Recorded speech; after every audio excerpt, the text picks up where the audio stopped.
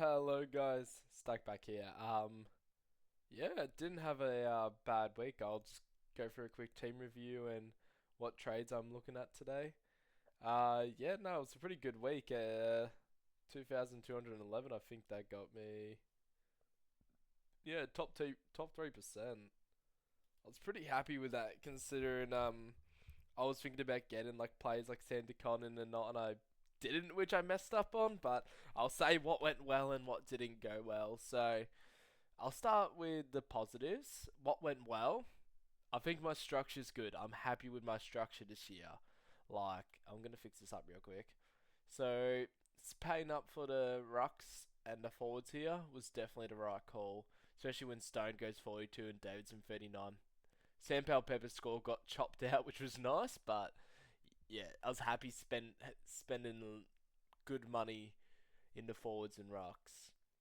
And I guess more so going cheap on the midfields. Like, even though I only got a 98 from Tracker and 93 from Oliver, if you have a look, like, not many midfielders scored really well this week.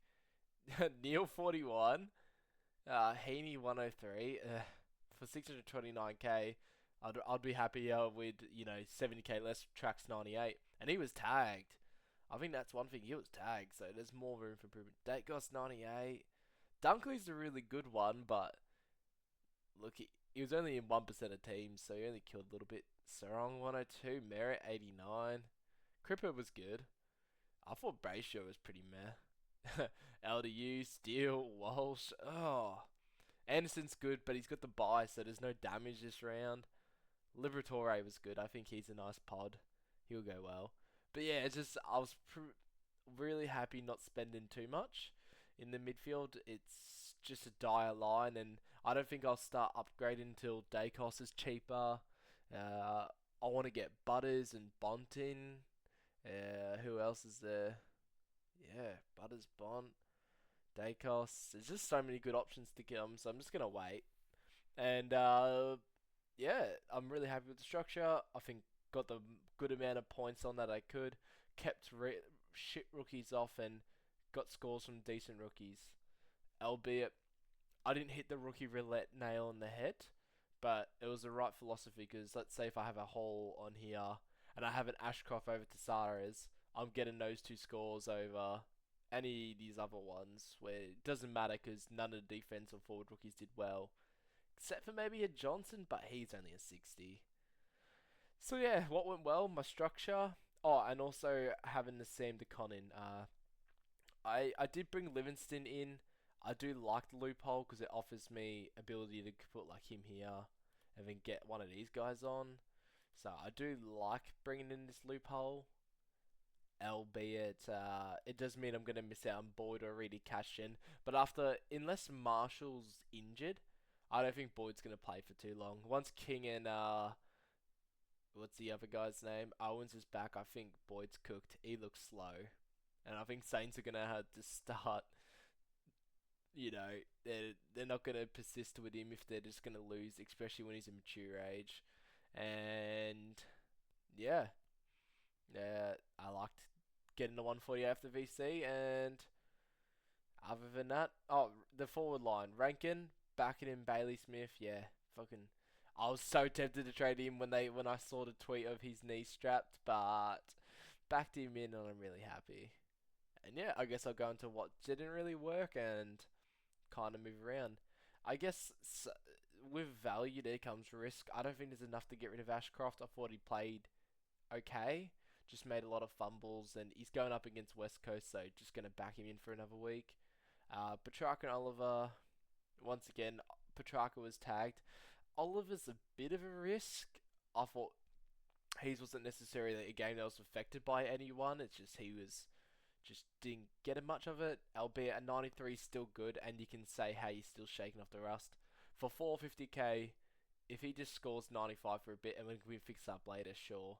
But I still believe he's going to get back to his best. And is anyone? Yeah. Oh, not really relevant. But if you shouldn't be trading him out. Give him some time. Tsars, he looks like a bit of a worry. Finn O'Sullivan, I don't think he was as bad. I think Western Bulldogs just had a field day. So I'm gonna keep him for a bit. They're gonna probably keep playing him. Whereas Tasaris, I don't know if he keeps playing. He did not. He made Essendon's midfield look worse when he was in there. They might give him another week, but I'll get to him in a second. Sheasel Stewart. I wish I had. I was flicking between Holmes here. I'll, Stewart probably gets closer to Holmes if he didn't spend 18 minutes on the bench for that first quarter. Yeah, when he copped that head knock from LJ and he was getting his neck looked at. And when he got his neck looked at after that, you could tell he was just more shy to go for the ball. So he was hoping for a better week and he doesn't spend nearly 90% of a quarter off. But yeah, move on. He still 100 would take that. Short, little bit of a worry. Looked a bit knackered, but he does have Saints round 3, so I'm going to wait. And he does have Port. He did have a good halfback role, so I'm going to leave him. Roberts, I think he's still good. Blakey taking all those kick-ins really hurts, but he probably would have turned up if he didn't do that clanging at the end. Perryman is the potato. Oh my god. That mid-roll quickly turned into a tag and roll, and it just did not look good. They even played Ned Long was in more CBAs than him, and yeah, he looked trash. I was debating between him or SDK, and I ended up just sticking with the popular option, and I regret it. And he will be getting traded out. Brian Reed and trainer, not going to change too much. I might get Bice in a couple weeks if he keeps playing well. Actually, just speaking of which, yeah, I might get Bice. And there's a couple others that you got to look at. So Bice is the first one. If he continues to get games, he looked really good from the short amount of time he had. If he plays this week, and then next week we know he's got North and all that, I'll probably bring him in. Think Sydney might persist with him. He looked really good. And who's the other one? Oh yeah, Lindsay, yeah, 86. Very composed and clean with the ball, and that was a bit of his draft profile. Had a little, maybe it's a little bit inflated without Stephen May. He's the one I'm not going to bring in straight away, because I want to see. I don't know how long May's out for, but May's usually the one who gets a lot of kicks back there. So I'm going to wait on Lindsay, but he's definitely probably coming to my team next week if he has like another 60 or 70 score. And then, yeah, the big one, Ashcroft. Oh my god. I was at work, so I missed this. Like, I was reading about the Bailey Smith news, and then, yeah, went to work. And then I didn't realise that he wasn't sub no more. I'm like, oh, for flipping sake. He's not the sub. So, yeah, I completely missed it. So, bit bitter about that. But I did watch the replay on him. And, yeah, he looks really good. And seeing that Kai Lohman went down, and who else went down for Brisbane they had? So Kai Lohman went down, and Starcevic. Starcevic was a head clash, so he's going to miss a week. Lohman was that ankle. Yeah, I think they might be missing a couple players for a little bit, so definitely they're missing Starcevic and Lohman. If he's got a severe one, well, Ashcroft has quickly turned from a best 23 player to best 22. And if he's best 22, he's making 150k, 200k easy, and he needs to be in my team. Last stinker, Sam Powell-Pepper, ill. He does have Richmond at Adelaide Oval. Did he play at Adelaide Oval? No, he played at MCG, so gonna back him in for one more. And the one benefit is I can do this. I have the loop. So if Davison goes like 70, I'll flick him on and then get Davidson's score. If Davison goes 40, I'll just back Sam Powell-Pepper. It is only best 18, so having 23 on at a best 18, I'm just hoping for big scores this week. Really got to get your captains correct on bye weeks. Let me just reiterate it. Bye weeks, you can get some good points. It's all about ceiling, so yeah, that's what I'm thinking. Sam Powell-Pepper stinker, but I'm going to back him in one more week. Because if he does shit, then I'll just do this. I'll do Sam Powell-Pepper, flick him here, and get either a Lindsay. Oh, I'd probably get a Lindsay. And yeah, that's kind of my thought process for the next bit. My trades this week. 120%. I ain't going to reverse it unless somehow the team sheets come out and they have moved Sam DeConnon elsewhere. But he is in my team. I debated in, out with him. Why did I do it? He had the number one rock roll. Reece Stanley was an emergency. And even better, he got a lot of the sidekicks. I'm really bullish on him as a cut supporter. When he played a little bit of defense, like I think Blickar's chopped out for. I'll pull it over. Yeah, Blickar's 18%. Yeah, pretty much he came on. Blickar's only played when Sam DeConnon was on the bench. But the one thing I really liked, I wonder if I can get his heat maps, AFL. The one thing I loved about Sam DeConnon was his spread. God, he just got into good position. Some intercept clunks. He got a lot of switch ball. Like, yeah, 124 for AFL Fantasy. Where's his heat map? Forgot how to get that. Might show on here. Have a quick look. Sam DeConnon, Super Coach. Yeah, here, rock. Where's his heat map? No, it doesn't show. It shows around the groundwork. But yeah, we did use him a lot of those outlet kicks. Like he was getting bang, bang, clunks here. He dropped back. He was around the ground.